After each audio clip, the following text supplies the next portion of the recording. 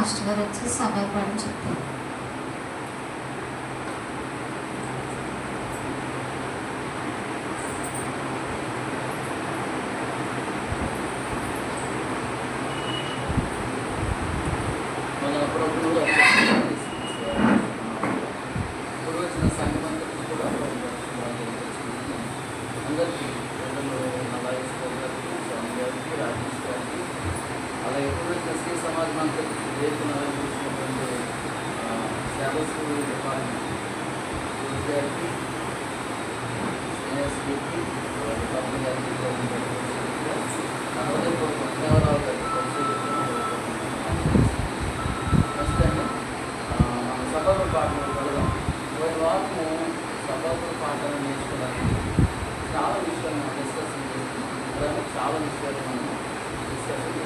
వాటిలో ఒక 2-3 మాటలు ఒకసారి మనకి మళ్ళీ ఒకసారి రీకాల్ చేసుకుని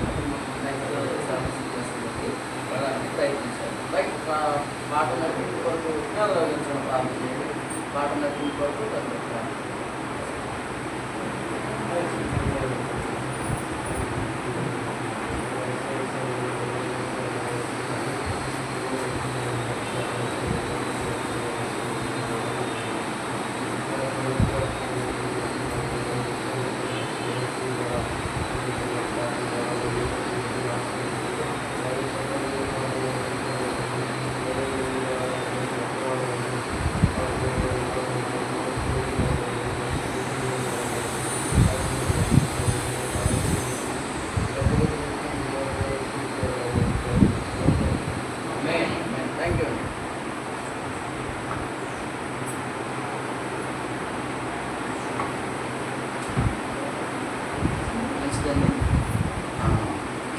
పాటలకు వెళ్దాం.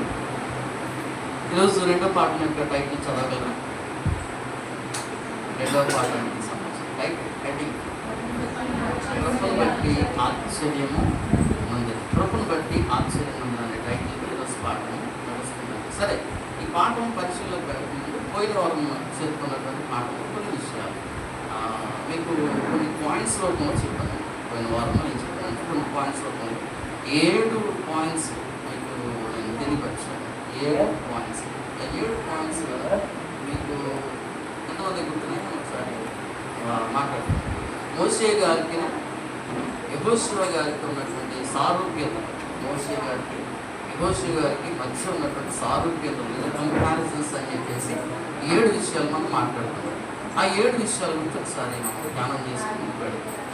మోషే గారికి మోషే గారికి దేవుడు ఆస్కరించాలి. యెహోషువ గారిని దేవుడు ఏమని పరిచయం చేశాడు?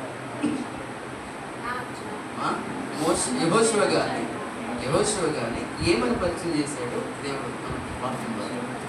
మోషే పరిచారకుడు అని పరిచయం చేశాడు. సరే, నీవు జాగ్రత్తగా నడుచుకో, నా కట్టడంలో నుంచి బయటకు వెళ్ళొద్దు, నువ్వెంత ఏం చేసినా సరే నా కట్టడం మధ్యలోనే చేయాలి తప్ప బయటకు వెళ్ళి ఇష్టానుసారం చేయడానికి లేదని చెప్పేసి ఎవరికి చెప్పారు?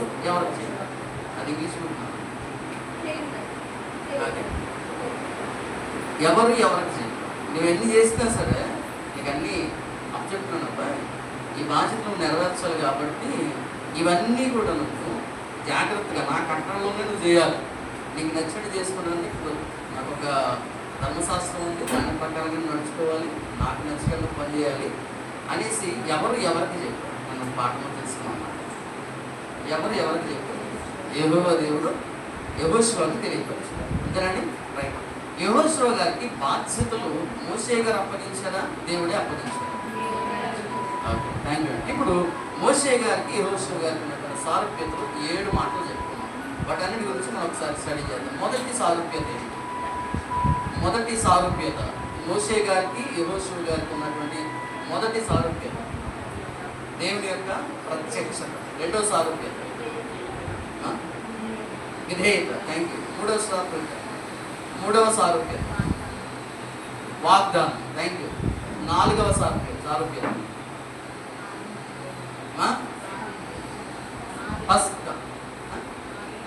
పస్కా. 4వ. 5వది ఆరిన నేల. 6వది మన్నా. Very good. 7వది థ్యాంక్ యూ. సో మీ అందరికీ ప్రభుని బట్టి ఉన్నాను. ఇది మోషే గారికి యోషువ గారికి ఉన్నటువంటి సారూప్యతలో పోయిన వారం పాఠంలో నేర్చుకున్నాం. ఈరోజు ఒక కొత్త వ్యక్తిని దేవుడు పరిచయం చేస్తాడు. ఆవిడ పేరు రాహాబు. ఈరోజు పరిచయం చేస్తున్న వ్యక్తి పేరు ఏంటంటే రాహాబు. ఏంటి రాహాబుకి యోషువ గ్రంథంలో ఉన్నటువంటి మాటలకి ఏంటి అర్థము? లేదంటే దేవుడు ఏమైనా అందరినీ నాశనం చేసేవాడా, లేకపోతే రక్షించేవాడా? ఎవరిని రక్షిస్తాడు, ఎవరిని సమూలంగా నాశనం చేస్తాడు? దేవుని యొక్క కృప ఎవరి మీద ఉంటుంది, ఎవరి మీద ఉండదు? కృపను బట్టి ఆశ్చర్యం కలిగే విషయం ఏంటి అనే విషయాల గురించి మనం ఈరోజు పాఠంలో నేర్చుకోవడానికి ప్రయత్నించాలి. ఈరోజు పాఠం కొరకు సిద్ధపరిచినటువంటి వాక్యాన్ని మెరిగేస్గా చదవగలరా? ఈరోజు పాఠం కొరకు సిద్ధపడినటువంటి వాక్యం చదివి విషయం మెరిగేస్గా ఎబ్రీ రాసిన పత్రిక 11వ అధ్యాయం 31వ వచనం.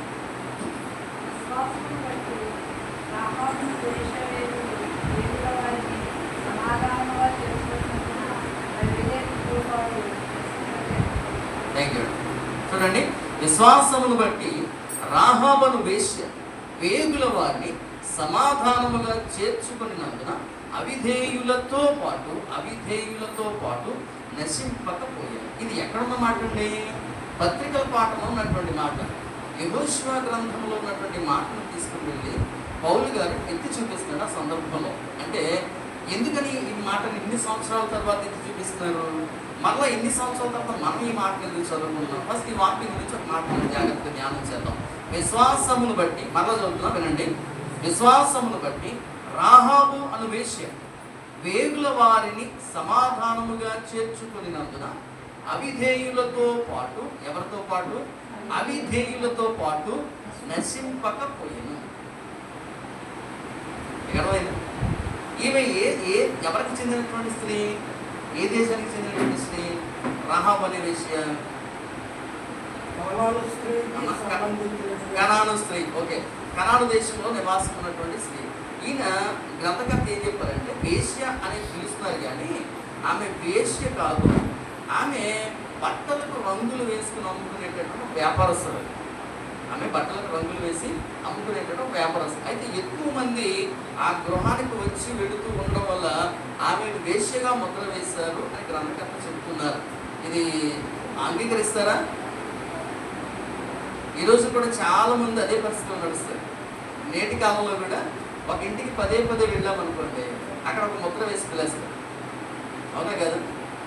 అవునా? అక్కడ ఏం జరుగుతుందని తెలియదు, కానీ ఒక ముద్ర వేస్తారు. అక్కడ ఆవిడ కూడా రాహాబు మీద కూడా అదే ముద్ర వేశారు. గ్రంథకర్త చెప్తున్నటువంటి మాటలు గమనించారా? రైట్. అయితే ఆ మాటలో రెండో భాగం చూద్దాం. సమాధానముగా చేర్చుకునినందున ఎవరితో పాటు నశించుకోలేదంట? అవిధేయులతో పాటు. అంటే మనం నశించుకోకుండా ఉండాలంటే ఎవరితో ఉండకూడదు? మీరు అర్థమవుతుందన్నమాట. వాక్యాన్ని నేను కట్ చేసి దాన్ని మళ్ళీ రిపీట్ చేస్తున్నాను. ఆమె అవిధేయులతో పాటు నశింపకపోయేను. నశించిపోలేదంటే ఆవిడ ఎవరితో లేదు? అవిధేయులతో లేదు. మనం కూడా నశించిపోకుండా ఉండాలంటే ఎవరితో ఉండకూడదు? ఎవరికి అవిధేయులుగా ఉండకూడదు? దేవుడు. మీకు అర్థమవుతుంది? వాక్యంలో నుంచే మీకు పాఠం ఎదుగుతుంది లేదా? ఆమె కనాను దేశానికి చెందినటువంటి, కనాను ప్రాంతానికి చెందినటువంటి స్త్రీ కదండి. అయితే ఆవిడ ఎవరికి సపోర్ట్ చేయాలి? యాక్చువల్గా ఆవిడ ఉన్న దేశానికి, ఆ ప్రజలకి సపోర్ట్ చేయాలి.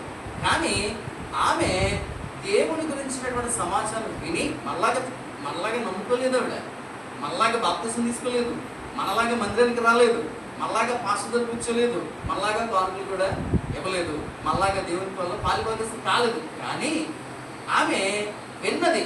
ఎర్ర సముద్రాన్ని పాయలు చేసి మీ దేవుడు ఆ ప్రాంతం అంతా ఎలా నడిపించి, 6 నెలలు ఎలా నడిపించాడు, ఆ విషయాలన్నీ విన్నది.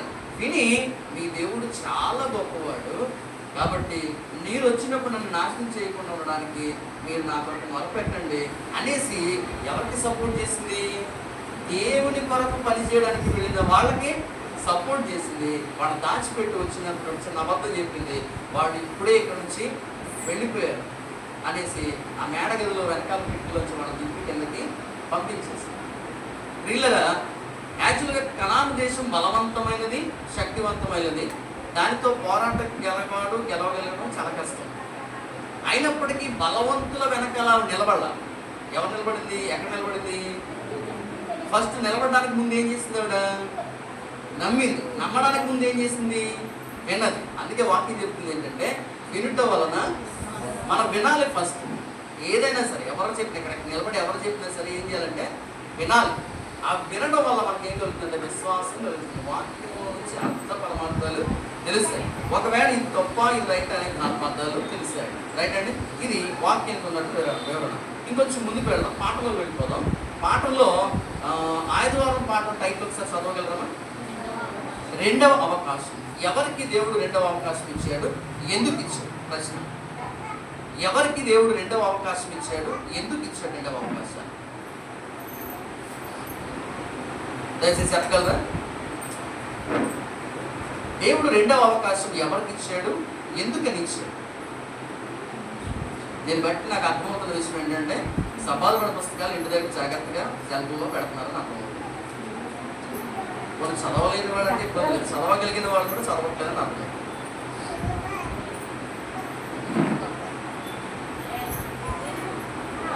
ఎవరికి ఇచ్చాడు రెండవ అవకాశమా? యెహోషువకి ఇచ్చాడు. ఇంకా రెండవ అవకాశం ఎవరికి ఇచ్చాడు? యెహోషువ గారికి ఇచ్చారని చెప్పి జ్యోతి గారు, కుమార్ గారు చెప్తున్నారు. ఇంకా మాట్లాడాలి.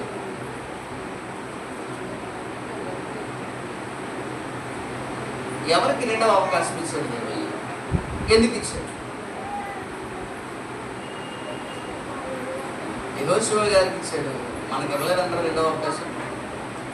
మనకి ఇవ్వలేదండి. మనకి ఇవ్వలేదా అవకాశాలు దేవుడు? రెండు కాదు, రెండు అనే మాట ఎందుకోవడం అంటే ఒక్కటిదంతా ఆపేయలేదు, చాలా ఆప్షన్స్ ఇచ్చాడు దేవుడు మనకి కదండి. రెండవ అవకాశం ఎవరికి ఇచ్చారంటే వాక్యం. రెండవ ఆదివారం పాటలో ఉన్నటువంటి మాట రెండవ అవకాశము ఎవరికి ఇచ్చారనే మాట గురించి మనం యెహోషువ గ్రంథము 2వ అధ్యాయము 1వ వచనం ఒకసారి మనం చదువుతాం. యెహోషువ గ్రంథము 2వ అధ్యాయము చదువుదామా మాట?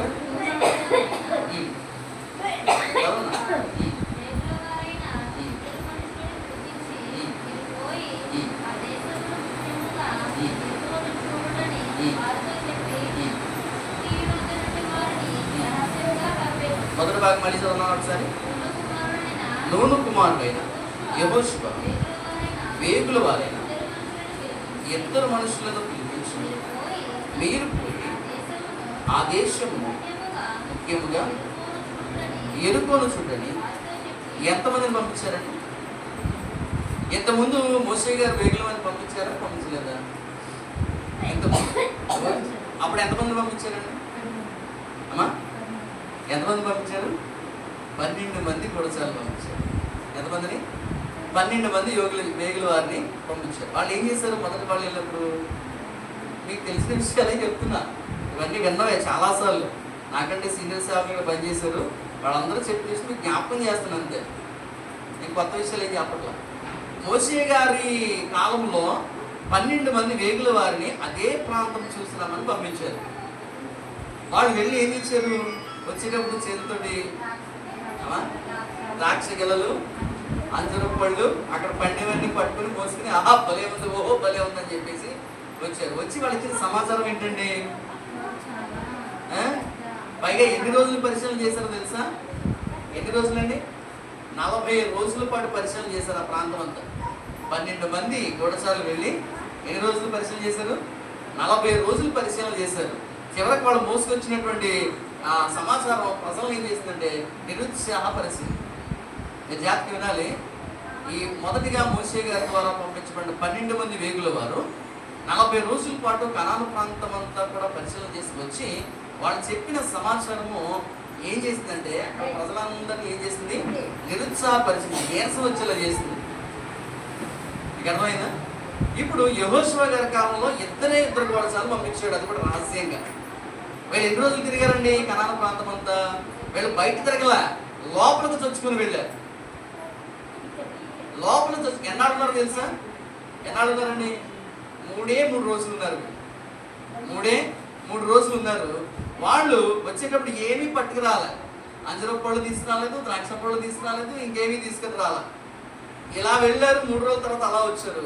వాళ్ళు వచ్చి చెప్పినటువంటి సమాచారం యెహోషువకి అక్కడ ఉన్న ప్రజలకి ధైర్యాన్ని, నమ్మకాన్ని ఇచ్చింది. ఈ రెండు సందర్భాలను ఒకసారి మీరు ధ్యానం చేయండి. జాగ్రత్తగా ఉంటే మరలా చెప్తున్నా జాగ్రత్తగా వినండి. మోషే గారి కాలంలో 12 మంది వివేకుల వారు పంపించబడ్డారు. యెహోషువ గారి కాలంలో 2 పంపించబడ్డారు. యెహోషువ గారి కాలంలో, మోషే గారి కాలంలో పంపించబడినటువంటి వివేకుల వారు 40 రోజుల పాటు ఆ పరిసర ప్రాంతాలకి పరిశీలించారు. వీళ్ళు మాత్రం కేవలం 3 రోజులు పరిశీలన చేశారు.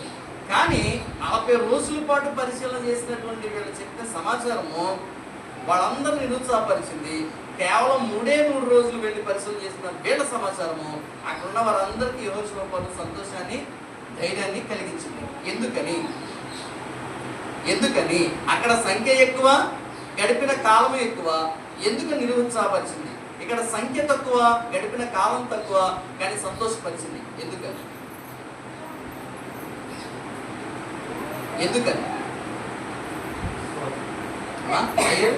విశ్వాసం. అయ్యగారు చెప్పిన మాట, యశ్వ గారు చెప్పిన మాట విశ్వాసం. ఓకే, ఇంకా నా భాష లాంగ్వేజ్ మీకు అర్థం కావట్లేదు, లేకపోతే నా మాట మీకు వినిపించట్లేదు. నమ్మకం. Okay, very good. రెండో మాట ఏంటంటే నమ్మ విశ్వాసము. అది ఎంతమందిని ఓడిస్తున్నారని విశ్వాసం. రెండో మాట కూడా. నెక్స్ట్ ఇంకా ముందుగా వెళ్ళిన వాళ్ళు సంఖ్య ఎక్కువ, గడిపిన కాలం ఎక్కువ, కానీ వాళ్ళు మోసుకొచ్చిన సమాచారం బాధ పెట్టారు. వీళ్ళ సంఖ్య తక్కువ, గడిపిన కాలం తక్కువ, వీళ్ళ సమాచారం అక్కడ ఉన్న ప్రజల్ని యెహోషువని ధైర్యపరిచింది. ఎందుకని నేను ప్రశ్నించాను. విశ్వాసం అని ఆన్సర్ ఇచ్చాను. మిగిలిన వాళ్ళు చెప్పాలి.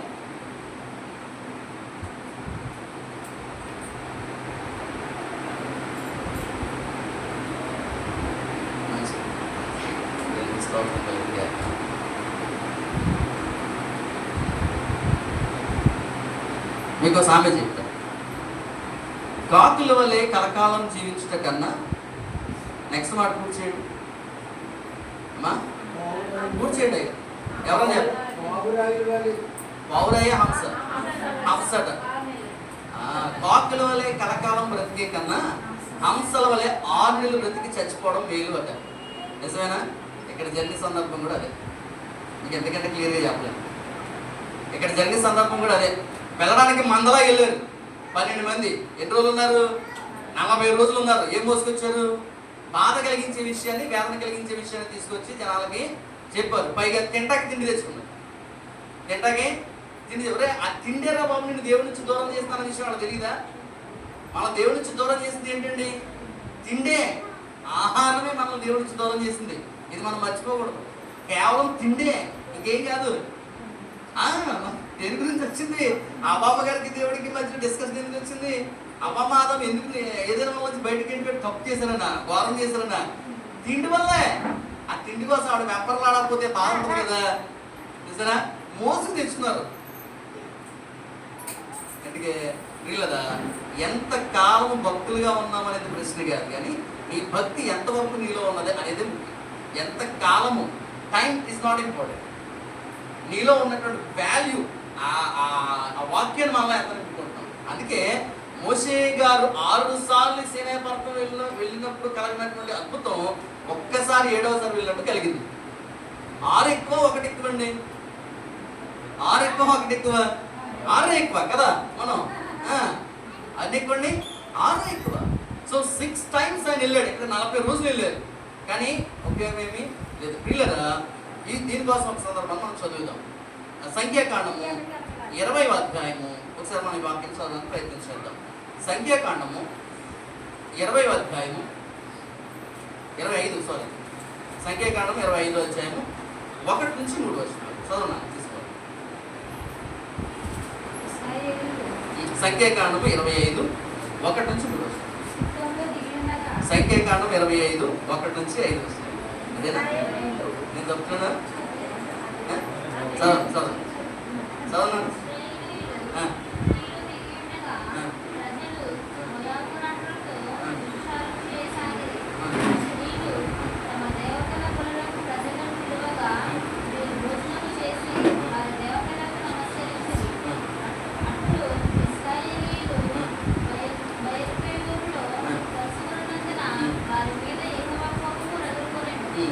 రెండవ చూడండి, స్త్రీలు తమ దేవతలకు బలులకు ప్రజలను పిలువగా వీరు భోజనము చేసి వారి దేవతలకు, ఇది సంగతి, ఏం చేశారు వీళ్ళు?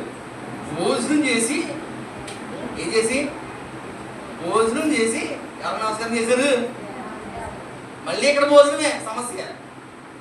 అర్థమైందండి? అమ్మా జాగ్రత్తగా ఉండండి. ఏంటి పంపించింది అండి? భోజనమే, ఏం కాదు, అదే పంపించేస్తుంది. జాగ్రత్త. నెక్స్ట్ మాట చదువు. అట్లు ఇశ్రాయేలీయులు అదండి సంగతి, వారి మీద యెహోవా కోపము రగులుతుంది. ఇప్పుడు 31:16 కూడా చదువుతాం. అదే పుస్తకంలో 31:16 చదవాలి. 31:16 అదే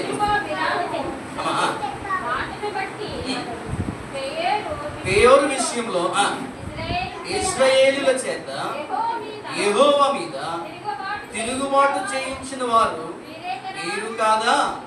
అందుచేత యెహోవా సమాజంలో తెగులు పుట్టి ఉండేది కదా.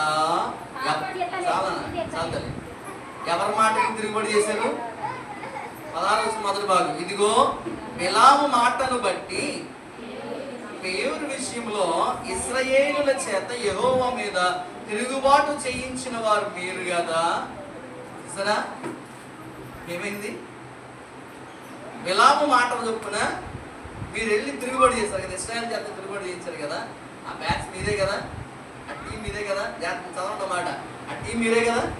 కాబట్టి ఏమొస్తుంది? అందుచేత యెహోవా సమాజంలో తెగులు పుట్టి ఉండేది కదా. అందుకు కదా దేవుని మందిరంలో, దేవుని సమాజంలో తెగులు పుట్టింది.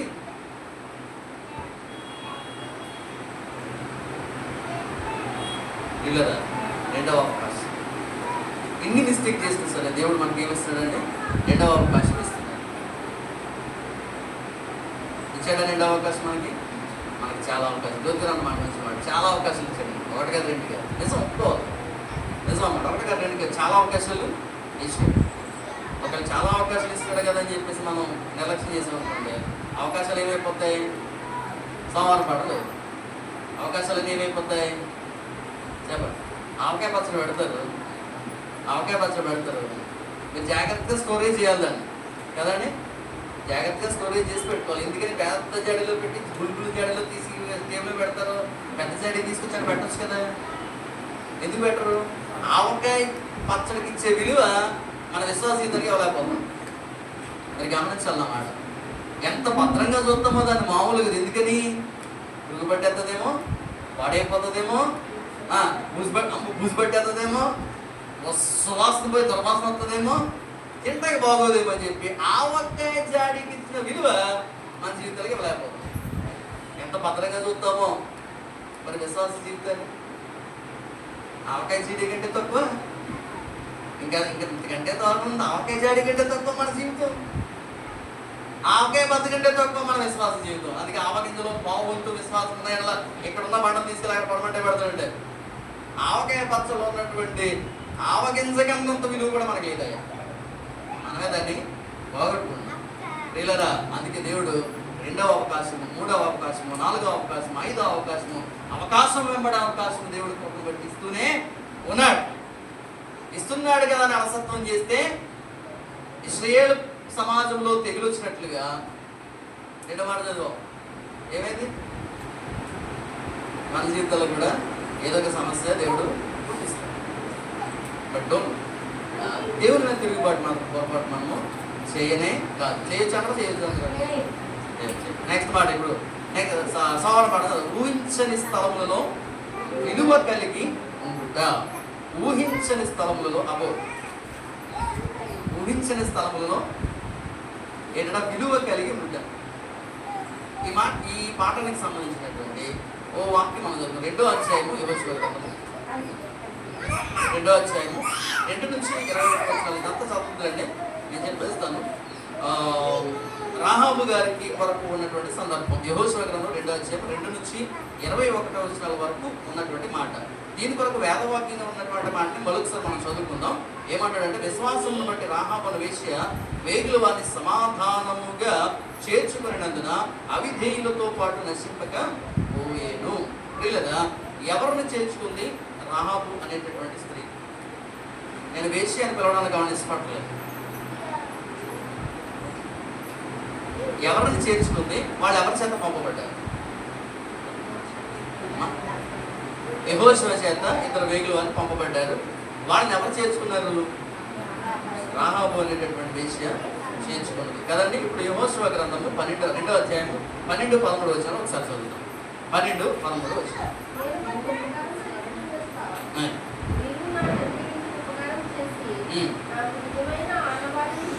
అబ్బా పది మాట అండి.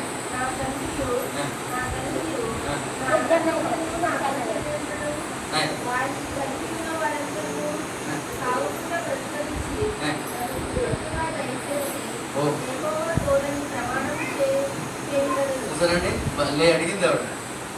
ఎంత బాగా అడిగింది. మరి అందుకే మరొకసారి ఆ వాక్యం చదవాలి. నేను మీకు ఉపకారం చేసి కనుక మీరును నా తండ్రి ఇంటికి ఉపకారం చేసి నాకు నిజమైన ఆనవాళ్ళను ఇచ్చి. ఆనవాళ్ళంటే ఏంటండి? ఆనవాళ్ళంటే పర్యాయ పదాలు చెప్పండి. ఆనవాళ్ళు అనే మాట చెప్పండి అంటే పర్యాయ పదం. దానికి ఇంకా ఏమని చెప్పచ్చు? గుర్తు. ఓకే, గుర్తుపడడం. ఇంకా రుజువు. ఓకే, మంచి మాట. ఆనవాళ్ళంటే గుర్తు, రుజువు. ఇంకా ఇంకా సరే, ఇప్పుడు 2 మాటల గురించి మాట్లాడదాం. గుర్తు లేదా రుజువు కదండి. మీరు ఇక్కడి నుంచి వెళ్ళిపోతారు. వెళ్ళిపోయేటప్పుడు వాళ్ళు చేర్చుకుంది, వాళ్ళిద్దరు వేగుల వాళ్ళని చేర్చుకుని ఇంట్లో అక్కడి మీద దాచిపెట్టింది. జాగ్రత్తగా దాచిపెట్టి ఎవరికంటా పడకుండా మరలా వాళ్ళని పంపించేసింది. ఈలోగా ఆ దేశం యొక్క సైన్యం వచ్చి రాయినప్పుడు వాళ్ళు ఆల్రెడీ వెళ్ళిపోయాడయా, ఇక్కడ లేరు. అప్పటికి ఆమె పైనే ఉన్నారు. పంపించి వెళ్ళిపోయారయ్యా అని చెప్తే వాళ్ళు వెళ్ళిపోయారు. వెళ్ళిపోయిన తర్వాత వాళ్ళతో ప్రమాణం చేయించుకుంది. అయ్యా, నేను మీకు ఉపకారం చేశాను కదా, నాకు కూడా మీరు ఉపకారం చేయండి. నా తండ్రి ఇంటికి, నా బంధువులకి, నా చుట్టాలకి, నా రక్త సంబంధాలందరికీ మీరు మేలు చేయండి. అయితే నాకు ఒక రుజువు కావాలి, లేదా నాకు ఒక ఆనవాలు కావాలి. ఎలాగా, ఏంటి అలవాటు అని చెప్పి ఒక ఆనవాలు ఇచ్చారని బాబయ్య, ప్రమాణము చేయమని చెప్పాను కదండి. ఏమి ఇచ్చాడు? యాకోబు రాసిన పత్రిక 2వ అధ్యాయం 25వ వచనం. మరొకసారి మనం చదువుకుందాం ఈ మాట. యాకోబు రాసినటువంటి పత్రిక 2వ అధ్యాయం 25వ వచనం. పత్రికల పాఠము.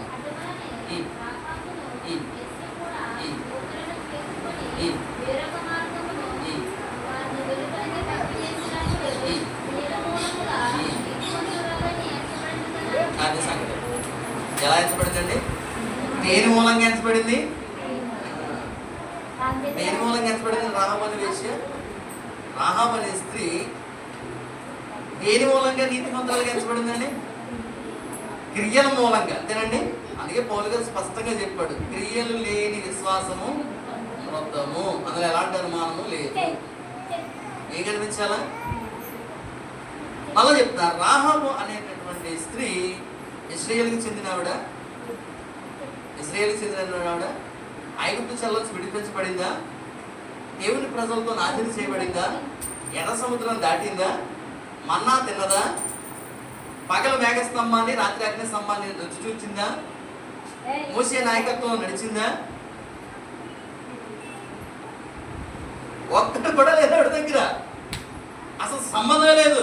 కానీ కేవలం విన్నటువంటి మాట ద్వారా అనేక మంది చెప్తున్నటువంటి గొప్ప విషయాన్ని మనస్సులో పెట్టుకుని మీ దేవుడు గొప్పవాడు. వీళ్ళదా మనం కళ్ళతో చూస్తున్నాం ఇశ్రాయేలు ప్రజల్లాగా, గుండెలతో అనుభవిస్తున్నాం ఇశ్రాయేలు ప్రజల్లాగా, అన్ని చవి చూస్తున్నాం ఇశ్రాయేలు ప్రజల్లాగా, ఆ దేవుడిచ్చి ఆహారం తింటున్నాం ఇశ్రాయేలు ప్రజల్లాగా, దేవుడిచ్చిన గాలిని శ్వాసిస్తున్నాం ఇశ్రాయేలు ప్రజల్లాగా. కానీ దేవుని సమాజంలో తెగులు పుట్టించే వాళ్ళగా ఉన్నామేమో. జాగ్రత్త. పొరపాటు కూడా విషయం తెలియదు కూడా దేవుడు ఆ విషయాలు మాత్రం క్షమిస్తాడండి. నెక్స్ట్, కేవలం తన క్రియలను బట్టి రాహాబు నీతిమంతులుగా ఎంచబడిందని యాకోబు రాసిన పత్రికలో స్పష్టంగా చెప్తాడు. ఇప్పుడు ఇశ్రాయేలు ప్రజలు లేదా వెళ్ళినటువంటి వేగుల వారు ఇచ్చినటువంటి గుర్తు లేదా ఆనవాలు ఏంటి? ఏమి ఆనవాలు ఇచ్చారు ఇశ్రాయేలు ప్రజలు లేదా వెళ్ళినటువంటి వేగుల వారు? ఆ ముగ్గురు వేగుల వారు ఏమి ఆనవాలు చెప్పారు? ఆవిడ ఏ ఆనవాలు కట్టింది?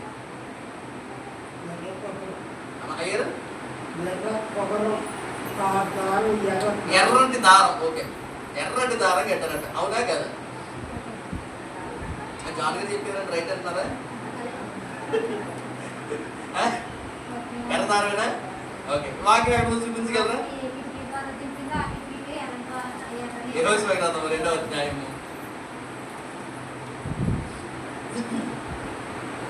చూద్దాం. చదువుతారు. ఎన్నో వచ్చినామా? చదువు. యెహోషువ గ్రంథము 2వ అధ్యాయం 18వ వచనం.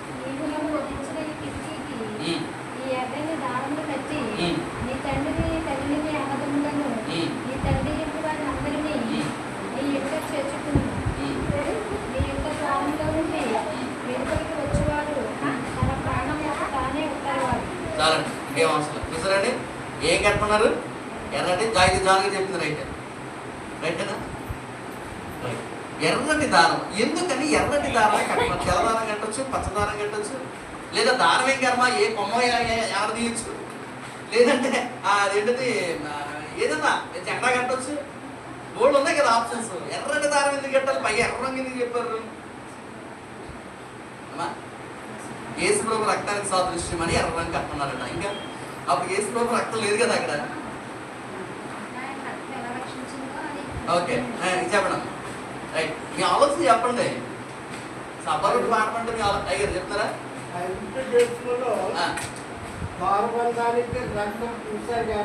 Very good.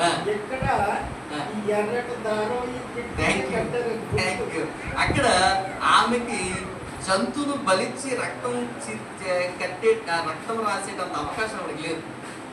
ఎందుకంటే అక్కడున్న పరిస్థితుల్లో జంతువులు బలి ఇవ్వాలంటే అక్కడ ఏదో ఫంక్షన్ చేయాలి, అప్పుడే జంతువులు బలి ఇవ్వాలి వాళ్ళ ప్రాంతంలో. లేదంటే ఊరనే చేసేసి కట్టేద్దామంటే ఇక్కడ ఏదో జరుగుతుంది. జంతువులు ఎప్పుడైతే బలిచ్చారో ఏ ఇంట్లో ఏదో జరుగుతుందని చెప్పి అందరికీ తెలిసిపోతుంది. రెండోది రంగు, ఆ దారబంధాలకు రాసిన రక్తం యొక్క రంగు ఎరుపు కనుక ఎరుపు రంగే వాళ్ళ మనస్సులో ఉంది కాబట్టి ఆ ఎరుపు రంగు వాళ్ళు దారంగా చెప్పారు. దీన్ని ఇంకో మాట ఏం చెప్తారంటే, ఇశ్రాయేలుకి కానాను ప్రజలకి ఉన్నటువంటి ఒక అలవాటులో ఇది ఆనాటి రక్షాబంధం అని చెప్పినాడు గ్రంథకర్త. ఆనాటి రక్షాబంధం. రక్షాబంధం అనే మాటకి అర్థం ఏంటో తెలుసండి? అంటే చెప్తారా? ఆ రక్షాబంధం అనే మాటకి అర్థం ఏంటో తెలుసా? చెప్పండి.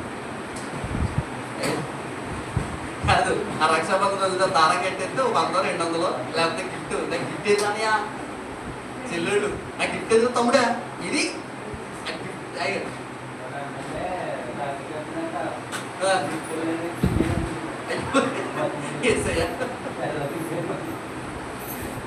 కాదు. రాఖీ గిడితే కిడ్నీలో అమ్మేసాడు చెల్లి చెల్లు. సో రక్ష బంధం అనే మాట అంటే రక్షించగలిగిన బంధము అని అర్థం. రక్షాబంధం అనే మాటకి అర్థం ఏంటంటే రక్షించగలిగిన. అయ్యా లేదు లేదు, రాఖీ కూడా కాదు ఇది. రక్షాబంధం అనే మాటకి అర్థం ఏంటంటే రక్షించగలిగినటువంటి బంధము. ఈ లోకంలో మనం రక్షించగలిగినటువంటి బంధం ఎవరుంది? ఎవరు? ఇంకెవరు లేదు. ఇంకా ఈ లోకంలో మనల్ని రక్షించగలిగిన బంధం ఏదైనా ఉందంటే కేవలం యేసుక్రీస్తు ప్రభువారు. ఇంకెవరు మనల్ని రక్షించలేదు కదండి. రాహాబు అనే వేశ్యకి అక్కడ కట్టినటువంటి చూడ ఇశ్రాయేలు చేసినటువంటి పస్కా పండుగకి ఎరికోలో రాహాబు ఇంటికి జరిగినటువంటి 2 సారూప్యతలు 2 వాక్యాలు మీకు జ్ఞాపకం చేస్తాను. నిర్గమకాండం 12వ అధ్యాయం 7వ వచనం. ఇందాక చెప్పుకున్న పెద్దలు జాన్ గారు చెప్పిన మాట. నిర్గమకాండము 12వ అధ్యాయం 7వ వచనం. అయ్యో అమ్మా,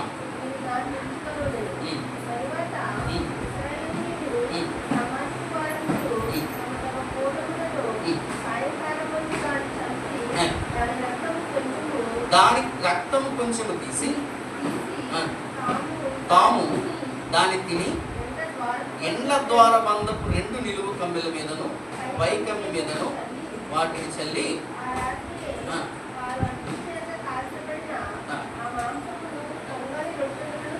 చాలు. ఇది పస్కా పండుగ.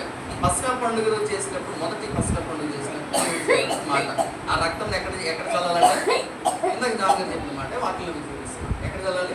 ద్వారబంధాలకి నిలువ కమ్మెల మీద అడ్డకమ్మెల మీద వాటిని చల్లాలి అని చెప్పారు. అదే విషయాన్ని యెహోషువ గ్రంథం 2వ అధ్యాయం 18వ వచనంలో ఇందాక జ్యోతి గారు చదివారు. అదే మాట ఏకల్లా ఇందాక ఆల్రెడీ చదువుకున్న మాట.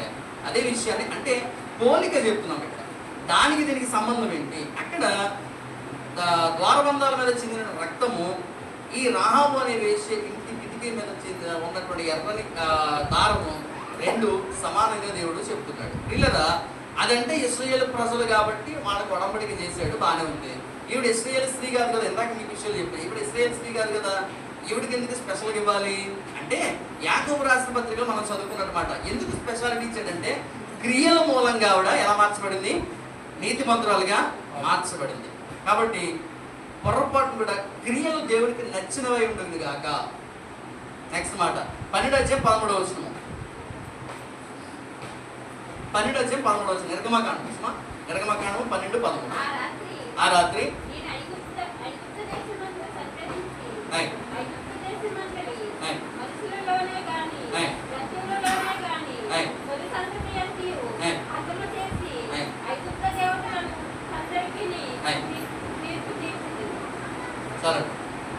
సరే 13 చదువుము.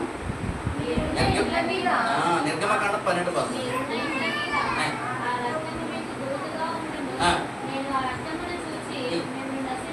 నేను ఆ రక్తమును చూచి మిమ్మును నశింపచేయక దాటిపోవుదును.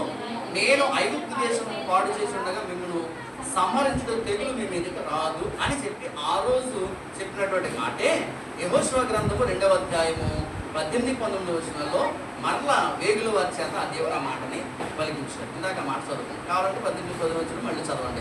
యెహోషువ గ్రంథం 2వ అధ్యాయం 18-19.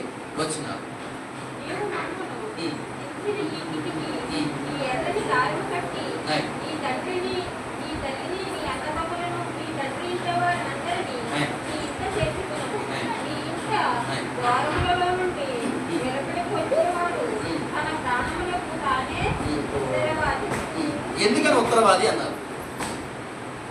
మీ ప్రాణానికి మీరే ఉత్తరవాది అని ఎందుకన్నారు? ఎస్, వింటే మీరు రక్షించబడతారు, వినకపోతే మీదే బాధ్యత, నాకు సంబంధం ఇది. అర్థమైందా? వింటే, నా మాట వింటే మీరు రక్షించబడతారు. ఒకవేళ వినకుండా అబ్బాయి కిటికీ చిన్నగా ఉంది కదా, ఇందులో దూరం కష్టమేమో, ఇందులో రావడం కష్టమని చెప్పి ఆ మెయిన్ గేట్ నుంచి వస్తామని వెళ్ళారనుకోండి, నా మాట వింటే, వినకపోతే మీ ప్రాణానికి మీరే ఉత్తరవాది. ఇప్పుడు ద్వితీయోపదేశకాండం ఒక వాక్యం చదువుతాం. ద్వితీయోపదేశకాండం 7వ అధ్యాయం 12వ. ద్వితీయోపదేశకాండం 7వ అధ్యాయం 12వ. చదవాలి ఇంకా.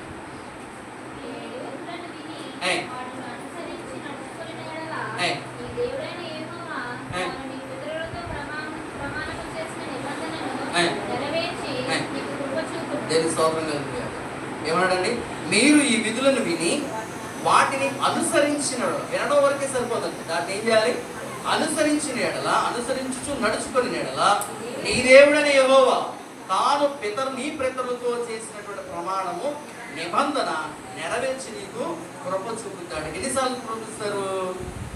ఎన్నిసార్లు కృప చూపిస్తారు? ఎన్నిసార్లు చూపిస్తారండి?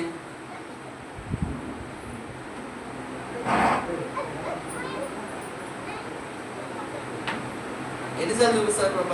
2 సార్లు అట. చెప్పండి ఎన్నిసార్లు? 2 సార్లు. ఇంకా ఎన్నిసార్లు అయినా అబ్బి గారు అన్నిసార్లు అయినా అంటారు. ఇంకా 2 సార్లునే లక్ష్మి గారు చెప్పారు, ఎన్నిసార్లు అయినా చెప్పి అబ్బి గారు చెప్పారు. చెప్పండి. దేవుని స్థానం కోల్పోయేంత వరకు చూపిస్తాడట. బాగుంది మాట. ఇంకా ఎన్నిసార్లు కృప చూపిస్తాడు దేవుడు? ఆయన కృప నిరంతరం అంటది. ఓకే, వెరీ గుడ్, బాగుంది మాట. ఇంకా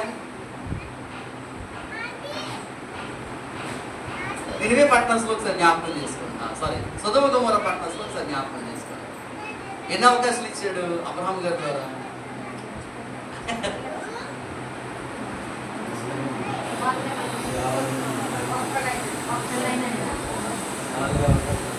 ఎక్కడి నుంచి వచ్చాడండి? అక్కడి నుంచి విసిగిస్తున్నాడు. ఏమనుకోకే, నా మీద కోపడికే, దేగుల ప్రభుడు కదా, నన్ను రక్షించి ఒక్క మాట అడుగుతాడు చివరిగా అంటే, కనీసం ఒక్కరున్నా రక్షిస్తామంటే, అబ్రామా నువ్వు చెప్పినప్పుడు ఒక్కరున్నా సరే ఈ ప్రాంతం అంతా రక్షిస్తాను, అందులో ఎలాంటి అనుమానము లేదన్నాడు. చివరిగా ఒక్కరు కూడా కనిపించలా. అంటే చివరి అవకాశం నీ జీవితంలో నీ ప్రాణం కోల్పోయేంత వరకు ఇస్తాడు. నీకు అర్థమైందా? నా ప్రాణం కోల్పోయేంత వరకు దేవుడు అవకాశం ఇస్తూనే ఉంటాడు. ఈ మధ్య స్విట్జర్లాండ్లో ఒక సైన్స్ డిపార్ట్మెంట్లో చనిపోవడానికి సిద్ధంగా ఉన్నటువంటి 150 మంది పేషెంట్స్ మీద ఒక ప్రయోగం చేశారు. వాళ్ళ బ్రెయిన్ మీద 150 మంది స్విట్జర్లాండ్లో వాళ్ళ బ్రెయిన్ మీద సైన్స్ స్టూడెంట్స్ అందరూ కలిపి ఏం చేసిన ప్రొఫెసర్స్ వాళ్ళ బ్రెయిన్ మీద స్కానింగ్ చేసి చనిపోవడానికి సిద్ధంగా ఉన్నారు. మహా అయితే ఒక 1 వీక్ to 10 days 15 days అలాగా చనిపోతారు. వాళ్ళందరినీ స్పెషల్గా కేర్ తీసుకుని వాళ్ళ బ్రెయిన్ మీద స్కానింగ్ చేసుకుని మొదలుపెట్టారు. ప్రతి ఒక్కరు 150 మందిలో నుంచి 96 మంది బ్రెయిన్ సెల్స్లో నుంచి ఆ వీడియోలో రికార్డ్ అయినటువంటి విషయం ఏంటంటే చనిపోవడానికి 1 నిమిషం ముందు వాళ్ళ బ్రెయిన్స్ లోపల ఒక గొప్ప పవర్ రిలీజ్ అయిందంట. అంటే నార్మల్గా ఉన్నటువంటి బ్రెయిన్ కంటే కూడా స్పెషల్గా అంటే ఒక తేజవంతమైన ఒక లైట్ అనమాట, స్పెషల్ లైట్ ఒకటి ఆ బ్రెయిన్లోకి వచ్చిన తర్వాత వాళ్ళందరూ తర్వాత వాళ్ళ బాడీ లాంగ్వేజ్ కనబడుతుంటే వాళ్ళందరూ కూడా నవ్వుతూ, కొంతమంది ఆ 96 మందిలో కొంతమంది నవ్వుతూ, కొంతమంది హాయిగా ఉంటూ, కొంతమంది రిలాక్స్డ్గా ఉంటూ, అంటే ఏ టెన్షన్ లేకుండా ప్రశాంతంగా చనిపోయారట. ఇది నీకు నెట్లో దొరుకుతుంది. ఇది అంటే చివరి క్షణం వరకు దేవుడు అవకాశం ఇస్తారు. ఏం జరిగిందని చెప్పి దాని మీద స్టడీ చేసి వాళ్ళు ఫైనల్ ట్రీట్మెంట్ ఏమి ఇచ్చారు తెలుసా? చనిపోయే ముందు దేవుడు మనతో మాట్లాడతాడు. చనిపోయే ముందు దేవుడు మనతో మాట్లాడతాడు. చాలామంది చూడండి, బతుకున్నంతసేపు, ఆరోగ్యం ఉన్నంతసేపు, బలం ఉన్నంతసేపు దేవుడి దగ్గరికి పట్టించుకుంటారా? బలం ఉన్నప్పుడు, ధైర్యం ఉన్నప్పుడు, ఆరోగ్యం ఉన్నప్పుడు దేవుడి గురించి పట్టించుకోరు. అదే మనసాన పడిన తర్వాత అమ్మ నా కోసం ఇక్కడ ప్రార్థన చేయండి అంటారా? మీలో ఈ అనుభవాలు చాలా ఉన్నాయి. కాబట్టి ప్రియులరా, మన ఊపిరి ఆగిపోయేంత వరకు కూడా దేవుడు అదే కృప నిరంతరం ఉండనే మాటకి అర్థం ఏంటంటే నేను ఉన్నంత వరకు నాతో కృప తోడుగా నిరంతరం అంటే యుగాలని కాదు, కానీ నా ఊపిరి ఉన్నంత వరకు నాకు ఆయన కృప తోడుగా ఉంటుంది. మీరున్నంత వరకు మీకు ఆయన కృప తోడుగా ఉంటుంది. అది నిరంతరం అంటే భూమి మీద మన ఆశకాలు ఉన్నంత వరకు ఆయన కృప మనకి తోడుగా ఉంటుంది. ఇది నేర్చుకున్నటువంటి పాఠం. ఇది రాహాబు అనే స్త్రీ గురించి మాట్లాడుతున్నమాట. ఇప్పుడు ఇంకొక వ్యక్తులు ఉన్నారు, వాళ్ళ పేరేంటే గిబియోనీయులు. యెహోషువ గ్రంథం 9వ అధ్యాయంలో వీళ్ళ గురించి పరిచయం ఉంటుంది. గిబియోనీయులు, వీళ్ళ మీద కూడా కృప చూపించాడంట దేవుడు. వాళ్ళ మీద ఏం చూపించాడు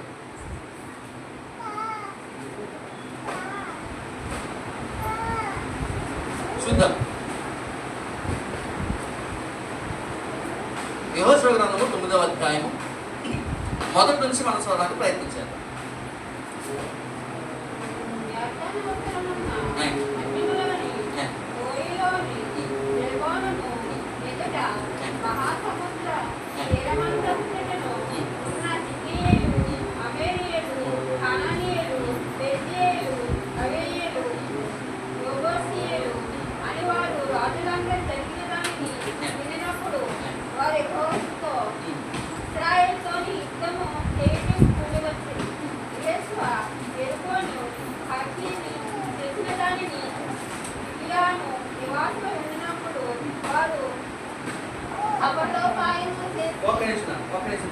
చూడండి, పైన ఉన్నటువంటి రాజ్యాలన్నీ కూడా, పైన ఎన్ని రాజ్యాలు కనిపించినాయో మనం ఇప్పుడు చదివామో, వాళ్ళందరి చేత యుద్ధం చేసినప్పుడు మేమందరం యుద్ధం చేసేస్తాం ఇశ్రాయేలు ప్రజలతో.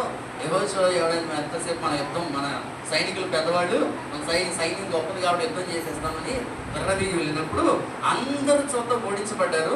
ఈ విషయాన్ని ఎవరు విన్నారంటే మహారాజ్యాలే వీళ్ళ చేత ఓడించబడ్డాయి, మహా గొప్ప సైన్యమే వీళ్ళ చేత ఓడించబడిందని ఎవరు విన్నారు? గిబియోనీయులు ఈ వార్త విన్నారు. కాబట్టి మనం డైరెక్ట్గా వెళ్ళి గెలవలేము, వీళ్ళతో గెలవలేము. వీళ్ళరా యుద్ధంలో గెలవాలనుకున్నప్పుడు 2 మార్గాలు ఉంటాయి.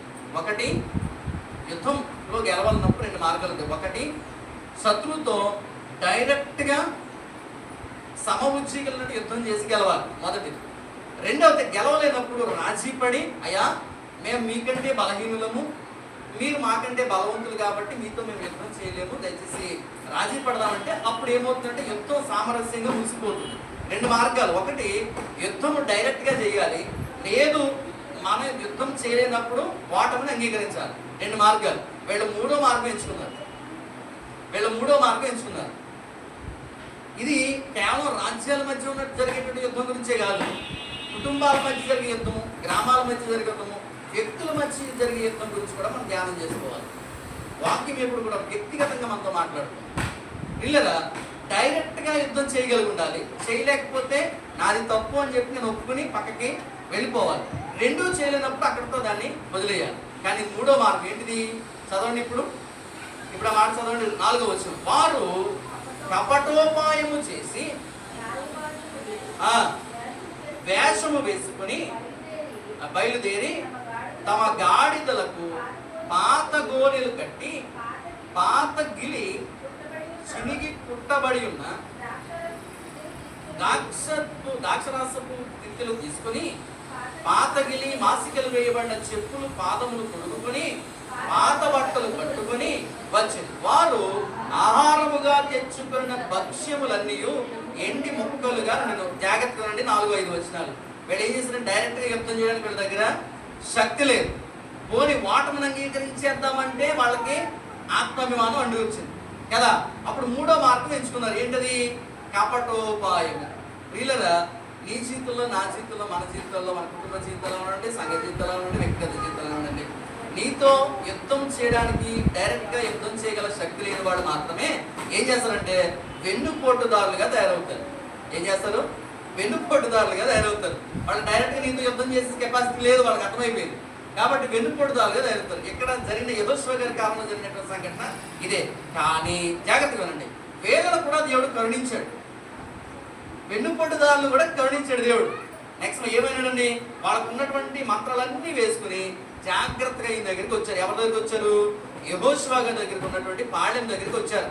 గిల్గాల్లో ఉన్నటువంటి పాళెం ఉన్న యెహోషువ దగ్గరికి దూరదేశం నుండి వచ్చిన వారము ఆయన చెప్పిన 5-6 వచనం.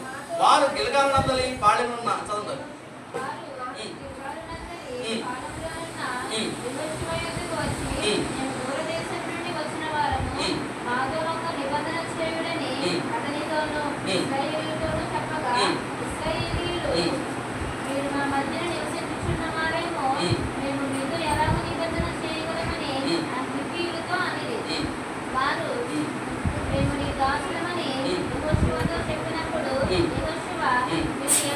ఎక్కడ నుండి వచ్చింది అని వారిని అడగగా వారు నీ దేవుడైన యెహోవా నామమును బట్టి నీ దాసులమైన మేము బహుదూరము నుండి వచ్చితిమి.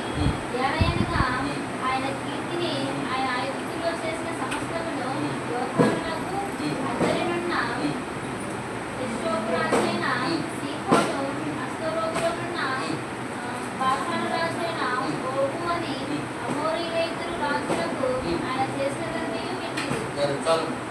కాబట్టి ఎవరితో మాట్లాడుతున్నారు వీళ్ళు? డైరెక్ట్గా యెహోషువ గారి గురించి ఈ విషయాలు మాట్లాడుతున్నారు. వీళ్ళదా ఇక్కడ 2 సందర్భాలు మీకు జ్ఞాపకం చేశారు ఈ పాటలో. ఒకటి రాహాబు అనే స్త్రీ, రెండవది గిబియోనీయుల యొక్క ప్రవర్తన. ఇద్దరి జీవితాలు కూడా అబద్ధాలు ఉన్నాయి, అవునా కదా? రాహాబు అనే వేశ్య తన నాయకులు వచ్చినప్పుడు ఏం అబద్ధం చెప్పింది? ఈ మనుషులు ఇక్కడ లేరని అబద్ధం చెప్పింది. వీళ్ళేం అబద్ధం చెప్పారు? మేము మీ దాసులము, మీ కొరకు రక్షణార్థమే మీతో కలిసి బతకడానికి మేము వచ్చామని చెప్పేసి వీళ్ళు అబద్ధం చెప్పారు. ఈ 2 సందర్భాల గురించి 2-3 మాటలు చెప్తాం. ఒకటి 2వ అధ్యాయము యెహోషువ గ్రంథం 2వ అధ్యాయం 10వ వచనంలో. యెహోషువ గ్రంథాన్ని చూడండి, ఈ వాక్యాలు మీకు చదివినప్పుడు. యెహోషువ గ్రంథం 2వ అధ్యాయం 10వ వచనం.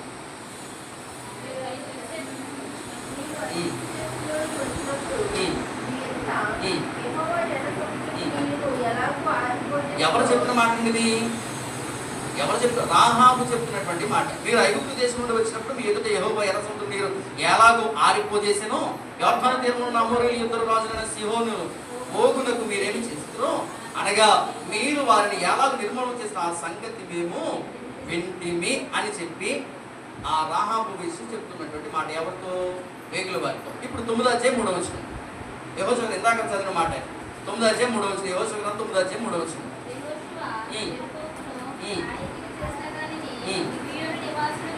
అదండి, చాలండి. చూసారా ఏముంది? ఏం జరిగింది వీళ్ళిద్దరికి? వీళ్ళిద్దరూ విన్నారు, ఆధారపూరితంగా విన్నారు. అర్థమైందండి? ఇద్దరు విన్నారు, కానీ ఇద్దరు ఇశ్రాయేలీలు కాదు. గమనించారా? ఇద్దరు కూడా ఇశ్రాయేలీలు కాదు, ఇద్దరు విన్నారు. ఎవరు విన్నారు? రాహాబు విన్నది, అలాగే గిబియోనీయులు కూడా విన్నారు. చేసిన గొప్ప కార్యములు అన్నిటికీ ఆధారం ఉంది, అన్నిటికీ ఆధారం ఉంది. కరెక్ట్గా చెప్తాను. నెక్స్ట్ 2వ అధ్యాయం 4-5 వచనాలు. 2వ అధ్యాయం 4-5 వచనాలు.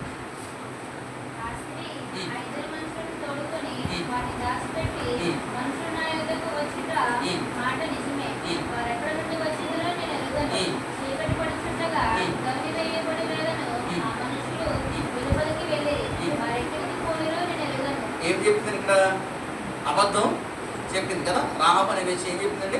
అబద్ధం చెప్పింది. ఇప్పుడు 9:4 వచ్చింది. 9:4 వచ్చింది. వారు కపటోపాయములు చేసి ఈ. రాయబారులమని వేషము వేసుకుని బయలుదేరి ఈ. తమ గాడిదలకు పాదకోడలు కట్టి ఈ. పాతగిరి చినికి పుట్టుబడి ఉన్న ఈ. ద్రాక్షారసం చుట్టలు తీసుకొని చాలండి, ఇంకేం అవసరం. తర్వాత వచ్చిన ఏముంటాయి? ఏం చెప్పారు వీళ్ళు? వీళ్ళు కూడా అబద్ధమే చెప్పారు. మీరు జాగ్రత్త విన్నారా? కానీ రెండింటికి కూడా దేవుడు క్షమాపణ ఇచ్చాడు. అదేంటి? అబద్ధం చెప్పకూడదని ఆజ్ఞ ఉంది కదా. మరి అబద్ధాన్ని క్షమించలేడు దేవుడు. ఆలోచించండి. మరో వాక్యం చదువుతాం. 2వ అధ్యాయం 13వ వచనం. 2వ అధ్యాయం 13వ వచనం. తండ్రియు నా తల్లియు ఈ. నా అన్నదమ్ములను నా అక్కచెల్లెళ్ళను ఈ. వారికి కలిగిన విన్నవారందరూ చావకుండా ఈ. ప్రతిఫలించి రక్షించినట్లుగా ఈ. దయచేసి తప్పించుకోవడానికి అది మాకు గురి ఉంది, మాకు లక్ష్యం ఉంది, మాకు టార్గెట్ ఉంది. మిమ్మల్ని ఎందుకు రక్షించామో తెలుసా? మమ్మల్ని మేము మా కుటుంబాన్ని రక్షించుకోవడానికి మిమ్మల్ని రక్షించాం. కాబట్టి మమ్మల్ని కూడా మీరు రక్షించండి అన్నారు. ఆ విషయం అన్నది లేదా? ఇప్పుడు వాళ్ళ గిబియోనీళ్ళు అన్నారా? వాళ్ళు కూడా అన్నారు. ఇందాక మనం ఆలోచించదు. 9:24 వచ్చి 9:24 వచ్చి డైరెక్ట్గా చదవండి. ఏ. ఈ. ఈ. ఈ. ఈ.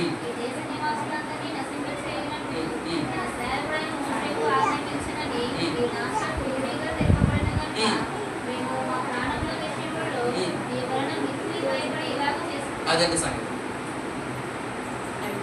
వాళ్ళకి ఆధారం ఉంది, వీళ్ళకి ఆధారం ఉంది. వీళ్ళు నమ్మరు, వాళ్ళు నమ్మరు. ఖచ్చితంగా రాహాబుకి తెలుసు, గిబియోనీలకి తెలుసు కదండి. ఈ విషయము ఖచ్చితంగా దేవుడి టార్గెట్ మీకు ఇచ్చేస్తాడు. దేవుడు మీ దేవుడు ఏమి అన్యాయం చేసేవాడు కాదు. ఆయన అనుకున్న మీకు ఖచ్చితంగా ఇస్తాడు. ఈ ఇచ్చే క్రమంలో ఒకవేళ మమ్మల్ని ఏమైనా మర్చిపోతారేమో, ఇచ్చే క్రమంలో మమ్మల్ని ఏమైనా ఇబ్బంది పెడతారేమో. దయచేసి మమ్మల్ని మీరు జ్ఞాపకం చేసుకోండి అనేసి అన్నారు. నెక్స్ట్ మాట 9వ అధ్యాయం 6వ అధ్యాయం 23 వచ్చిన యెహోషువ గ్రంథం 6:23 చదవనా? ఈ. ఈ.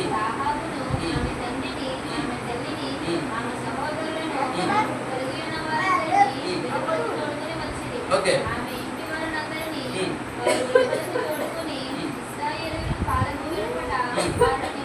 దేవునికి స్తోత్రం. మాట ఇచ్చినట్టు నిలబెట్టుకున్నారా? ఇశ్రాయేలీయులు రక్షించారా దేవుడు వాళ్ళని? ఇది దేవుని యొక్క ప్రణాళికలో ఉందంటారా? ఇప్పుడు గిబియోనుల గురించి చూద్దాం. 9వ అధ్యాయం 26 వచ్చింది. గిబియోనులకి ఏం జరిగిందో చూద్దాం. ఈ. ఈ. ఈ. ఈ. అదే విడిపించాడు దేవుడు. వీళ్ళిద్దరు ఎవరండి? ఇశ్రాయేలు ప్రజల నాజీరు చేయబడిన వాళ్ళ, సున్నతి పొందిన వాళ్ళ, 5 చెల్లోంచి విడిపించబడిన వాళ్ళ, మన్నా తిన్నవాళ్ళ, ఇందాక చెప్పిన మాట పగలు మేఘస్తంభము రాత్రి అగ్నిస్తంభము తోడుగా ఉన్నవాళ్ళ, మోసే నాయకత్వంలో నడిచిన వాళ్ళ. ఎవరు వీళ్ళు? కానీ వాళ్ళని విడిపించడం ఏంటి? వీళ్ళలో ఏముంది? ఏముందండి వీళ్ళిద్దరిలోనూ? క్రియలు కలిగినటువంటి విశ్వాసము ఉంది. యాకోబు రాసిన పత్రికలో మనం చదవం కదా, క్రియల మూలముగా రాహాబు నీతిమంతులుగా ఎంచబడింది. చివరి మాట. అయితే అబద్ధానికి పరిష్కారం కూడా తెలియాలి కదా. అబద్ధం వాక్యం ప్రకారంగా తప్పు కాబట్టి అబద్ధం చెప్పినందుకు ఏమైందో ఇప్పుడు తెలియాలి కదా మనకి. లేదంటే అబద్ధం చెప్పేయచ్చేమని మనం అనుకుంటాం. ఇప్పుడు చదువుతాం. 6వ అధ్యాయం 25వ వచనం. యెహోషువ గ్రంథం 6వ అధ్యాయం 25వ వచనం.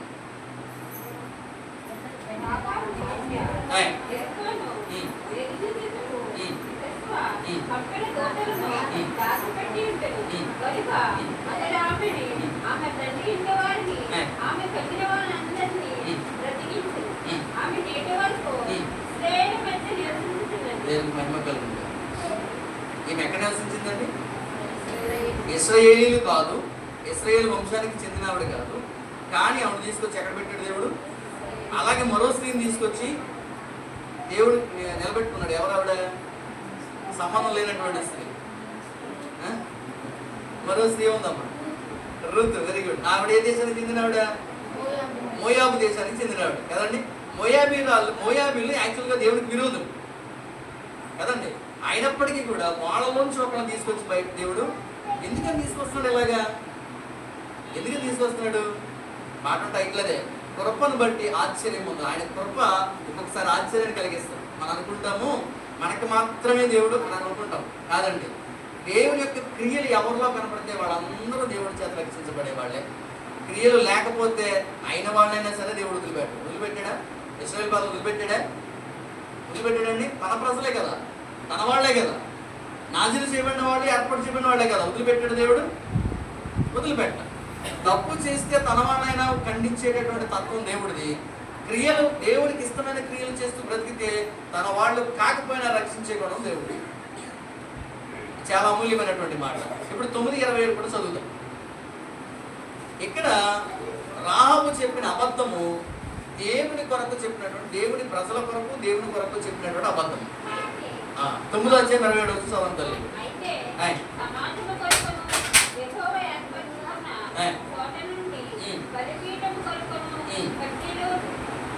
కట్టెలు నరుకువారుగాను నీళ్లు చేదువారుగాను యెహోషువ ఆ దినమందే వారిని నియమించెను. నేటి వరకు వారు ఆ పని చేయవారై ఉన్నారు. వీళ్ళు ఎందుకు అబద్ధం చెప్పారు? గిబియోనీలు కేవలం కపటోపాయంతో అబద్ధం చెప్పారు కాబట్టి మేము మీ సేవకులమని ఎప్పుడైతే అన్నారో అదే వాళ్ళ జీవితంలో తదాస్తు అన్నాడు యెహోషువ. మీకు అర్థమైందా? అక్కడ రాహాబు అనే వేశ్య ప్రాణాలకు తెగించి దేవుని ప్రజలను రక్షించడానికి, దేవుని మాట నిలబెట్టడానికి అబద్ధం చెప్పింది కాబట్టి దేవుని ప్రజలతో ఐక్యం చేయబడింది. వీళ్ళు కూడా దేవుని ప్రజలతో నివాసం చేస్తున్నారు కానీ కపటోపాయంతో అబద్ధం చెప్పి వాళ్ళ దగ్గరికి వచ్చారు కాబట్టి వాళ్ళు ఏ కపటంతో అయితే వచ్చారో అదే దాన్ని వాళ్ళకి పర్మనెంట్గా ఇచ్చేసారు. ఎప్పటికీ కూడా వాళ్ళ సేవకులుగానే ఉన్నారు అని చెప్పేసి అక్కడ మాట మనం చదువుకున్నాం. ప్రియులరా, ఆదికాండము 3వ అధ్యాయము మొదటి మాట ఒకసారి మనం చూద్దాం. ఇంకొక 2 వాక్యాలు ఉన్నాయి, మనం చదువుకుని ముగించేసుకుందాం.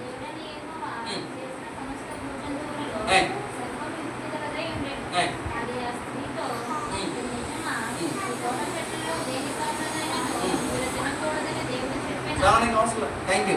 దేవుడైన యెహోవా చేసిన సమస్త భుజంతులలో సర్పము యుక్తి గలదై. సర్పానికి దీనికి పాఠానికి సంబంధం ఏంటండి? సర్పానికి దీనికి సంబంధం ఏంటి అసలు? ఈ పాఠానికి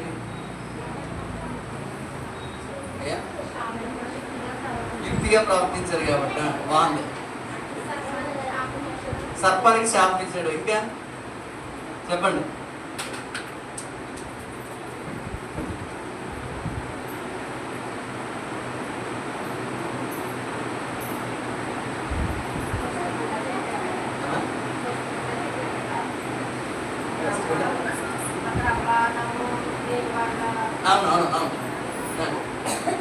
నెక్స్ట్ చూడండి. గూఢచాలను విడిపించడానికి రాహాబు ఆకస్మికంగా అబద్ధం చెప్పింది. ఎవరు విడిపించడానికి? ఆకస్మికంగా అబద్ధం చెప్పింది. అఫ్కోర్స్ ఆ టైంలో అబద్ధము మంచిగా చెడా అనేది తర్వాత, కానీ అబద్ధం చెప్పకపోతే వాళ్ళ ప్రాణాలు కోల్పోతారు, దేవుని ఉద్దేశం ఆగిపోతుంది. కాబట్టి ఏం చెప్పింది? అబద్ధం చెప్పింది. ఇకపోతే ఎలా చెప్పారు? గిబియోన్లో ఏం చేసిందంటే మోసపూరితంగా ఉద్దేశపూర్వకంగా అబద్ధము చెప్పారు. ఈ ఉద్దేశపూర్వకంగా చెప్పేవారు ఎవరి సంబంధులు అంటే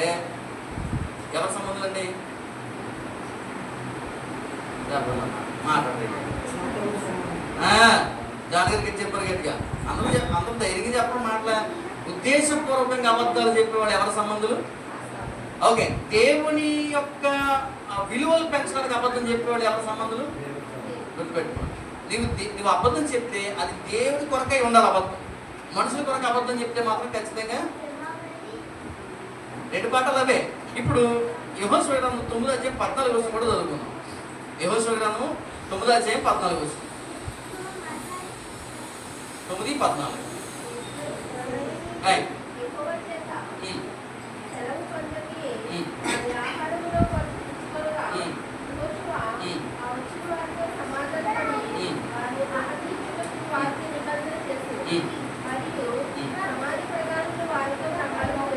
ఇశ్రాయేలీయులు యెహోవా చేత సెలవు పొందకయే వారి ఆహారములో కొంత పుచ్చుకొనగా.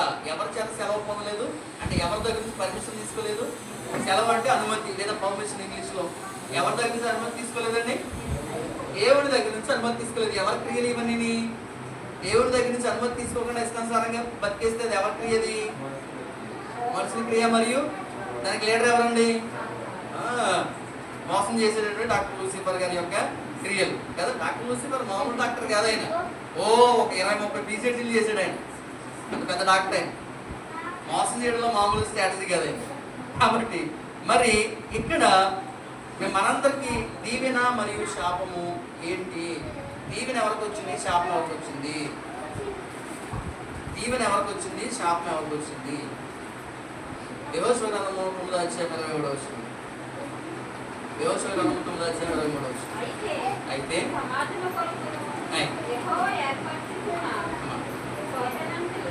అమ్మా 9వ అధ్యాయం 23వ వచనం. ఆ హేతువు చేతను మీరు శాపగ్రస్తులగుదురు, దాస్యము మీకెన్నడూ మానదు. నా దేవుని ఆలయమునకు మీరు కట్టెలు నరుకువారును నీళ్లు చేదువారునై ఉండగా మానదు. ఏ హేతువు చేత? ఉద్దేశపూర్వకంగా అబద్ధము చెప్పిన హేతువు చేత. ఏ హేతువు చేత? ఉద్దేశపూర్వకముగా ప్రీ ప్లాన్డ్గా అబద్ధం చెప్పిన కారణం చేత మీరు చెప్పిన అబద్ధమే నీకు జరుగునుగాక. మీరు దాసులని చెప్పారు కాబట్టి మీరు దాసులుగానే ఉండండి అని అక్కడ వారిని గిబియోనీయుల యొక్క శాపాన్ని ప్రామాణికంగా చేశారు. వేశ్య అయినటువంటి రాహాబు తన ప్రాణములకు తెగించి, ఒకవేళ దాచిన విషయం తెలిస్తే ఏమైపోద్ది ఆవిడ?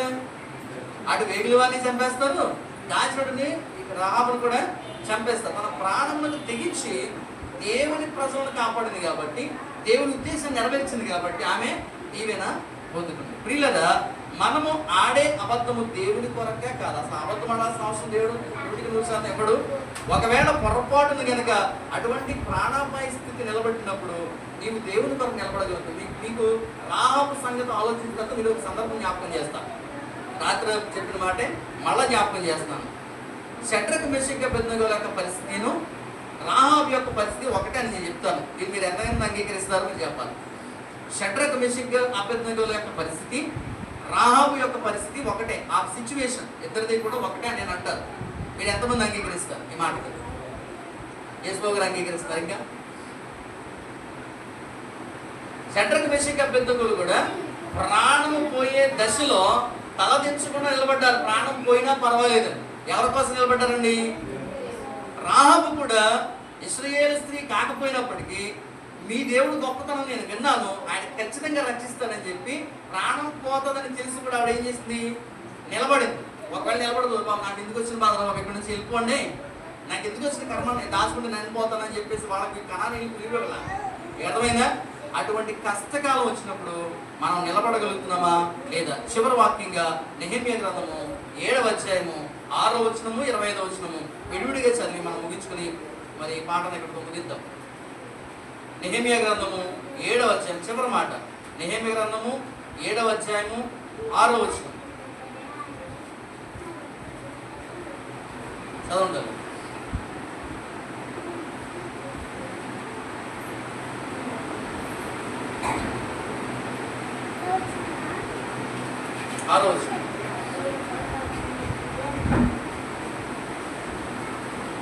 దొరికిందండి. నెహెమ్యా 6వ అధ్యాయము 7వ అధ్యాయం 6వ వచనం. జెరుబ్బాబెలు, యేషువా, నెహెమ్యా, అజర్యా, రయమ్యా, నహమాను, మొర్దెకై, బిల్హాను, మిస్పెరెతు, బిగ్వయి, నహూము, బయానా అనువారితో కూడా బాబెలు రాజైన నెబుకద్నెజరు చేత చెరలోనికి పోబడి, నెబుకద్నెజరు కాలంలోనే షడ్రక్ మెషక్ అబేద్నెగోలు అగ్నిగుండంలో పాడడానికి సిద్ధపడ్డారు. అందుకే మీకు ఆడపిచ్చేశారు. ఎక్కడికి వెళ్ళిపోయారు అందరూ? చెరలోనికి పోబడి తిరిగి యెరూషలేమునకు యూదా దేశమునకు తమ తమ పట్టణంలో వచ్చిన వారు మీరే. అటు కష్టపడాలి దేవుడి కొరకు. మళ్ళా దేవుడు మనల్ని దేవుని సన్నిధిలోకి నడిపించడానికి సమర్థుడేనండి. ఈ లోకంలో చెరలో ఉండొచ్చేమో గాక, ఈ లోకంలో దేవుడి పనిలో సమస్యలు రావచ్చేమో గాక, కానీ ఈ శ్రమలను తట్టు నిలబడినప్పుడే దేవుడు మరలా నేను ఎక్కడ తెచ్చుకుంటాడని. షడ్రక్ మెషక్ బదులు నరకయాతన అనుభవించారు, కానీ వెంట్రుక కూడా కాలకుండా, తల మీద వెంట్రుక కూడా కాలకుండా బయటకు తీసుకొచ్చిన ఈ రోజు వాళ్ళ గురించి మనము చెప్పుకున్న రాహాబు అనే వేశ్య ప్రాణాలకు తెగించి వేగుల వారిని కాపాడింది, దేవుని ఉద్దేశాన్ని నిలబెట్టింది కాబట్టి, ప్రాణాపై ఉందని తెలిసిన నిలబడింది కాబట్టి తను ఇశ్రాయేలీయులతో సమానంగా నిలబడింది. గిబియోనీయులు కేవలం ఉద్దేశపూర్వకంగా అబద్ధం చెప్పి వాళ్ళ దగ్గరికి వచ్చారు కాబట్టి వాళ్ళు ఏ ఉద్దేశాన్ని అయితే బయలుపరిచారో అదే ఉద్దేశాన్ని వాళ్ళ జీవితంలో శాశ్వతంగా పర్మనెంట్ గా గిఫ్ట్ గా వాళ్ళకి ఇవ్వబడింది. పిల్లల మన జీవితాలు కూడా జాగ్రత్త. రాహాబులా మనం నిలబడగలుగుతున్నామా, లేదా గిబియోనీయులుగా ఉద్దేశపూర్వకమైన మాటలు చెప్పి దేవుడి శాపాన్ని పొందుకుంటున్నామని మనమే ఆలోచించుకోవాలి. కాబట్టి దేవుని కృప నిరంతరము ఉంటుంది. నిరంతరము అంటే నా ఊపిరి ఉన్నంత వరకు నాకు ఆయన కృప నిరంతరము ఉంటుంది. కాబట్టి ఎన్ని అవకాశాలు ఇస్తాడు దేవుడు? ఎన్ని అవకాశాలు ఇస్తాడండి దేవుడు? మనకి అనేకమైన అవకాశాలు ఇస్తాడు. ఒకటి కాదు, రెండు కాదు. ఈ ఊపిరి ఉన్నంత వరకు అవకాశం ఇస్తాడు. ఏదో ఒక క్షణంలోనైనా సరే మారకపోతారా నా పిల్లలు అని చెప్పి అవకాశాలు ఇస్తుంటాడు. అవకాశాలు ఇస్తున్నారు కదని అసమర్థుల్లో మాత్రం దేవుడు చూడకండి సుమా. అవకాశాలు ఇస్తున్నాడు కదండి దేవుడిని అసమర్థులుగా ఉద్దేశించకండి సుమా. ఎందుకంటే ఆయన సమస్తము చేయగల సమర్థుడు. దేవుడి మాటలు దీవించుగా. Thank you. God bless you.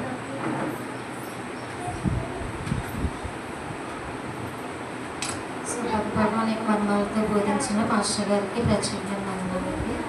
ఈ కార్యక్రమం ముగించడానికి అందరూ లేచి నిలబడినట్లయితే ఒక కీర్తన పాడుకుందామండి. కీర్తన పుస్తకం